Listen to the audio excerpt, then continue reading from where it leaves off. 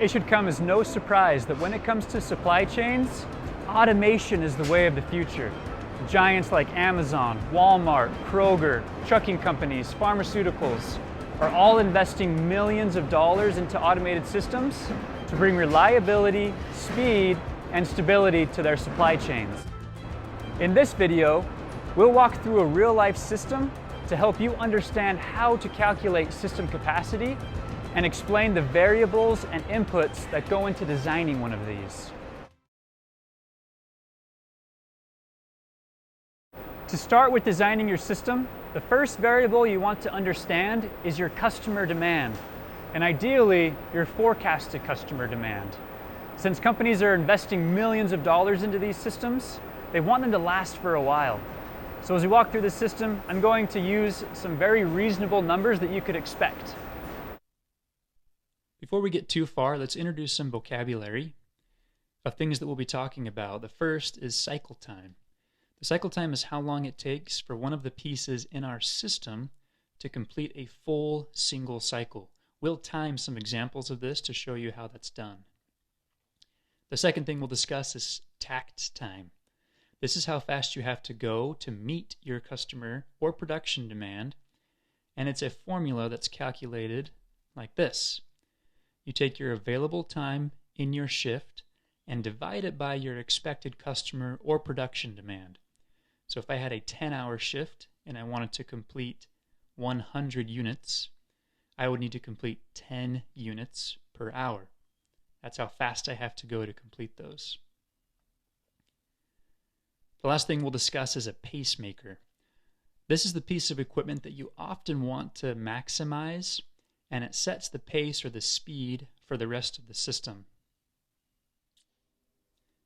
All right, let's make some assumptions here. Let's say company A currently fulfills 4,000 orders a day, and in the next 5 years, they expect their demand to quadruple nearly to 15,000 orders a day. We'll assume a 5-day work week, which equates to 8-hour shifts, and we'll be working with hourly employees. We'll have a 30-minute lunch, and many companies will include 15-minute breaks on top of that. That means our total shift time starts with 480 minutes. When I suck out a 30-minute lunch, 2 15-minute breaks, and a buffer. This is to account for lost time of people coming back late from break and walking.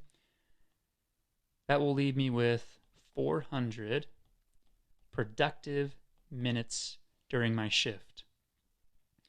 Now in the real world, you'll often find yourself working with seconds. So we'll multiply this by 60, since there are 60 seconds in a minute. And we're left with 24,000 seconds per person per shift. So with this information, we can now calculate our takt time. We'll take our available time and shift, and we're going to use our seconds, and divide it by our customer or production demand. We're going to use our current demand, which is 4,000. That means I have to go at a speed of 6 seconds. Every 6 seconds, I need to be completing one of these orders if I'm going to get everything done during my shift.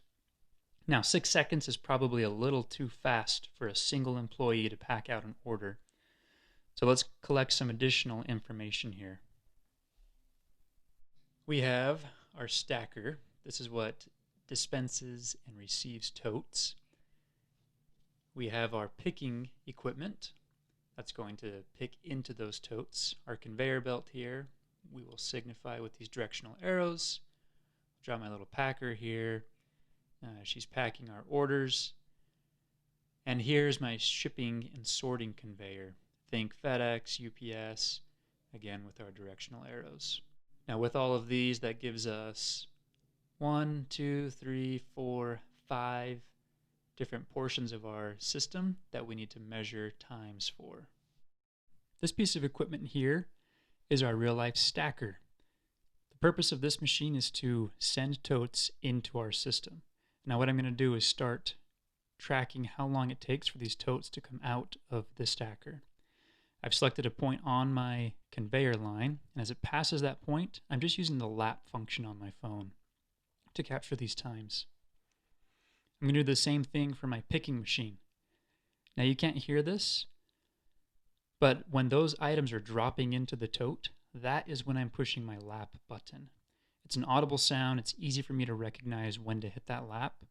So as they drop in, I hit lap, it ejects the totes, more items fall in, I lap it, ejects the tote, and I can do this 10 to 20 times until I feel confident that I've captured the true cycle time.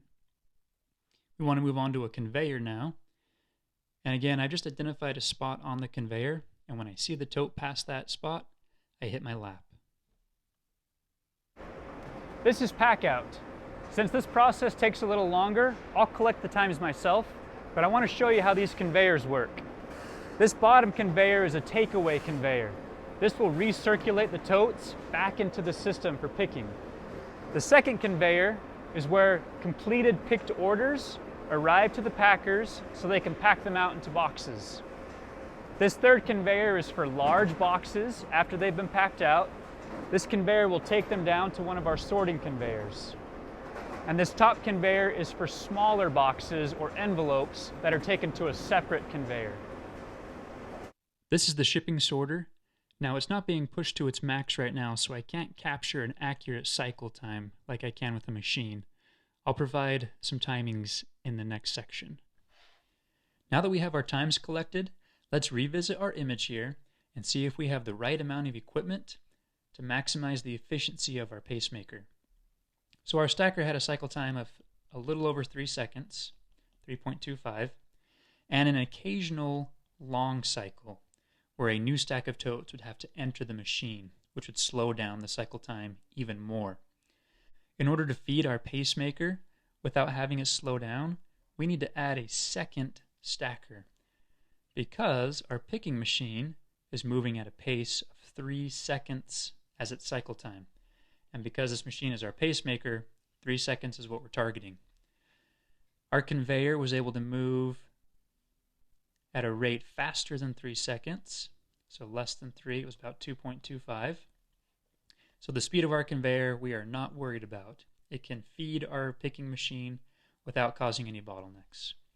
For our packers, after timing many orders, I got a cycle time of about 100 seconds.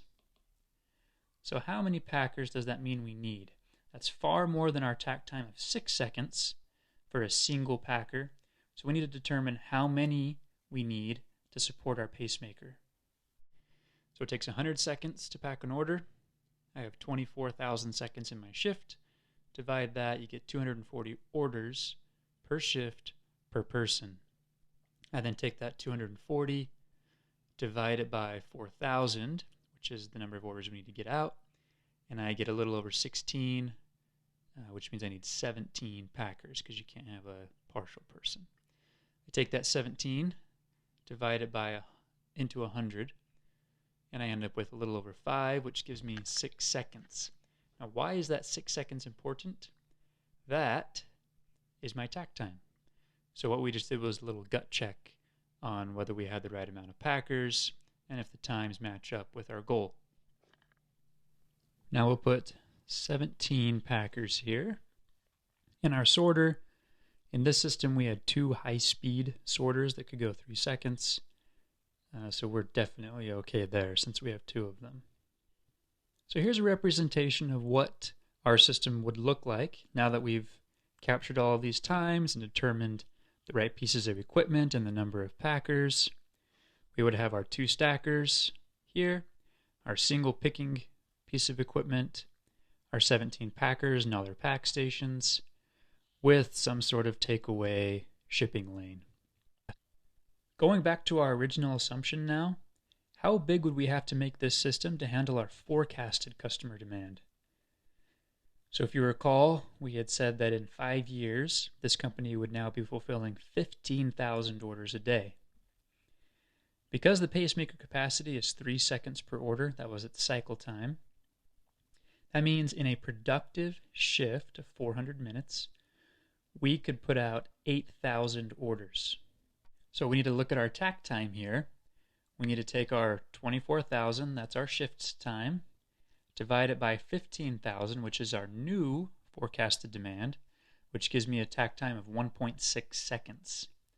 Now there's two things we can do to handle this takt time. We can add a second pacemaker to do everything in a single shift. In order to handle that, though, we would need to increase likely the number of stackers and the number of packers. We would also then need to double check that our conveyor speed could handle that pacemaker. The second thing we could do is keep a single pacemaker, but add a second shift. What's that going to do? That'll increase our available shift time from 24,000 to 48,000 seconds. 48,000 divided by 15,000 is 3.2 seconds. Because our pacemaker can hit 3, we'd be all right if we just added a second shift. So here's a final drawing of what it could look like with a second pacemaker.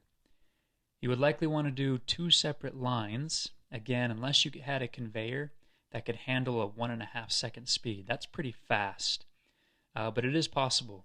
Another reason why you might not want to do that is for redundancy's sake. If you had everything operating off of one line, if one failure point occurs, a stacker goes down, a machine goes down, a conveyor belt goes down, now your whole system's down. I build in redundancy by adding a second line and a second machine, so it's probably a safer bet. In this image also, we now have 2 lines of packers and takeaway shipping lines for both of those as well. I think in total it's about 34 pack stations to handle both of these pacemakers.